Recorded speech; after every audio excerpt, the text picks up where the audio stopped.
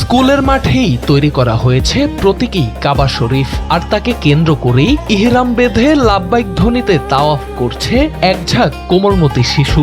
শুধু কাবা শরীফই নয়, সাফা মারওয়া, মিনা প্রান্তর কিংবা আরাফাতের ময়দান, পবিত্র মক্কার সব গুরুত্বপূর্ণ ধর্মীয় স্থাপনার আদলে সাজানো হয়েছে পুরো প্রাঙ্গণ, যেখানে হজের প্রতিটি অত্যাবশ্যকীয় আনুষ্ঠানিকতা অনুশীলন করছে শিক্ষার্থীরা। চাঁদপুরের মতলব উত্তর উপজেলার রুহামা মডেল একাডেমিতে আয়োজিত পবিত্র হজের ব্যতিক্রমধর্মী এই প্রশিক্ষণ কর্মসূচি এলাকায় ইতিবাচক সাড়া ফেলেছে।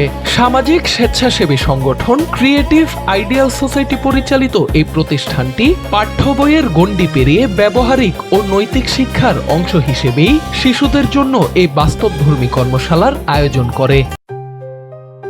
জেবিএস হোল্ডিংস লিমিটেড,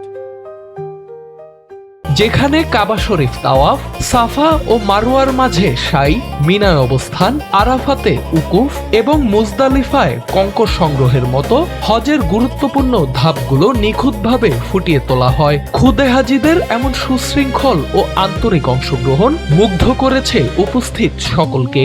ধর্মীয় শিক্ষাকে আনন্দময় ও বাস্তবমুখী করে তোলার এই প্রশংসনীয় উদ্যোগ ভবিষ্যৎ প্রজন্মের মাঝে ধর্মীয় সচেতনতা বাড়াতে দারুণ ভূমিকা রাখবে বলেও মনে করছেন স্থানীয়রা।